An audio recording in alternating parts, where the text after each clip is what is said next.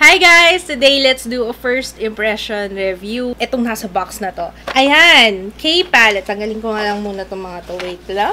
I have here 4 different kinds ng pangkilay from K-palette. Lasting 3-way eyebrow pencil. Real lasting eyebrow, 24 hours. Lasting 2-way eyebrow liquid. Real lasting eyebrow mascara. Tinanong ko kayo sa Facebook and sa Instagram kung ano yung unahin ko, and bet nyong unahin ko itong 3-way. Yung 3-way lasting 3-way eyebrow pencil. This will be a first impression review kasi hindi ko pa ito natatry. Ito siya guys. Meron siyang pencil. Meron siyang powder.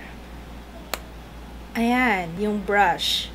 Alright, so anong shade ba ito nakuha ko? Light brown. Super waterproof, sweat-proof, sebum-proof, or sebum-proof. The strong hold oil and film ingredient is included in both the pencil and the powder. These 2 ingredients help create the perfect brows without the need of thick layer of products. It is also strong against friction, smudge, water, sweat,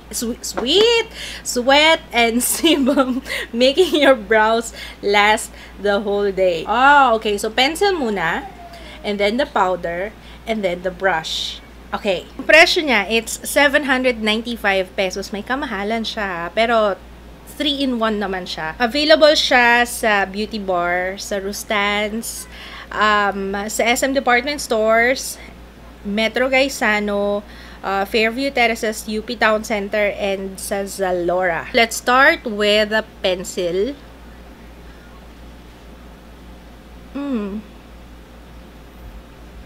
Kumukulay ba? Parang wala akong nakikitang kumukulay. So,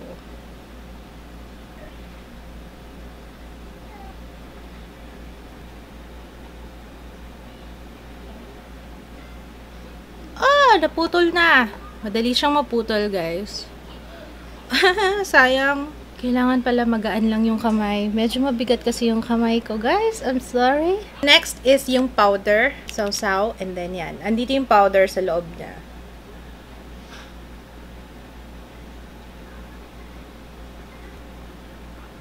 And then lastly, yung brush, pang blend.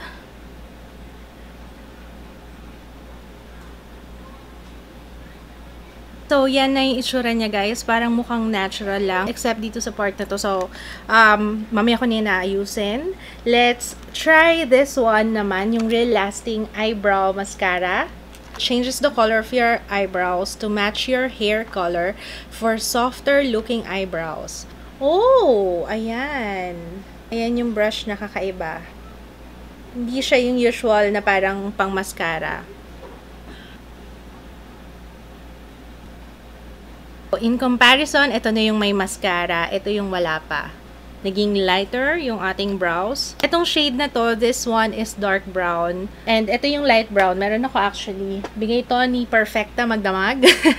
Ayan. Bigay sa akin kasi sabi niya masyadong light daw sa kanya. So, kapag blonde yung hair nyo, mas okay itong ganito. That's the finished product. Ayan na, ang aking kilay. Tatapusin ko muna yung aking makeup and babalik ako later. Halos nakalimutan ko na mag-update. Mas mukha tong natural, except dito sa part na to, ha? Kasi yung part dito parang square na square, pero carry lang yan. Kasi diba usually yung ginagawa kong kilay is plakado. Ito mukhang natural lang. So far, okay naman siya. And wala pa akong nakikita nagsashine-shine. So, mamaya i-update ko kayo if magtatagal siya. Pero, sana magtagal. Okay! Update sa aking kilay. Nire-review ko sa akong foundation. So, abangan nyo yun or click the link below if ever na-upload ko na siya, yung Laura Mercier. Alam nyo, ang weird na ng kulay nung kilay ko. Kasi, lumalabas na yung, kasi diba nagpa-eyebrow stranding ako. Kaya, iniiwasan ko na yung pencil kasi, masyado kasing soft yung pencil. So, hindi niya talaga totally na tatakpan yung kulay ng strands.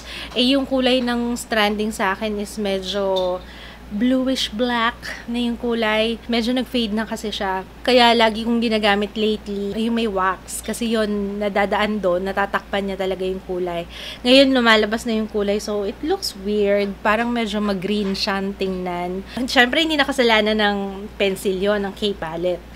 Kasi meron akong eyebrow stranding. Pero, normally, talagang yun yung ginagamit ko, yung may wax. So, bakit pa ako nagpa-stranding, ano? Kasi tatakpan ko rin naman siya.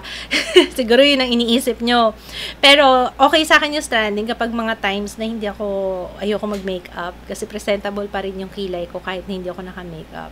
Pero pag naka-makeup ako, syempre, kailangan kong maglagay din ng kilay. Tingnan nga natin kung nagsusmudge siya. Ooh, hindi siya nag-smudge. Pero parang nabubura siya. Nabubura ba siya? No. Ay, may nagtatransfer ng konting-konti lang sa daliri ko. Pero hindi ko nakikita na may lumalagpas. So, that's a good sign na okay yung ano. Tsaka hindi nag-oil up. 'Di ba?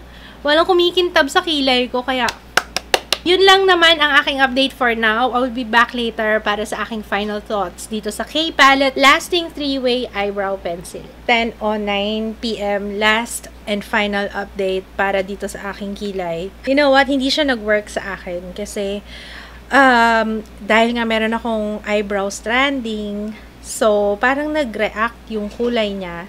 Nagmukha tuloy siyang kulay green. Yung eyebrow mascara, it's pretty good kasi andito pa siya, hindi siya natatanggal basta-basta. Yeah, hindi natatanggal basta-basta yung eyebrow mascara. I will use that again. Pero yung pencil and yung powder, hindi. Kasi nag-react yung pencil sa aking kilay and it doesn't look good.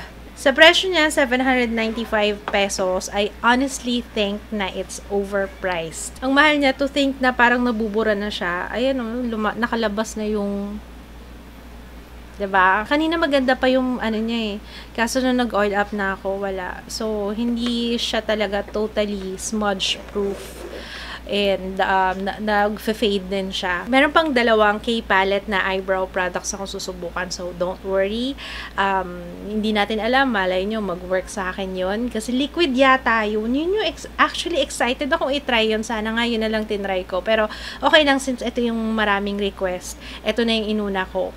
So, yun yung aking final thoughts. Kung wala ka namang eyebrow stranding, it might work for you. At saka kung fuller yung eyebrows mo, pero kung manipis yung eyebrows mo and you have oily skin, ay good luck. If you wanna try it out for yourself, yung K-palette available siya sa mga department stores na merong K-palette counters. Siguro ilalagay ko na lang yung link sa description box. You can find it online din sa Zalora. Sana nakatulong itong aking first impression review ng K-palette 3-way, ang haba kasi ng pangalan, Lasting 3-Way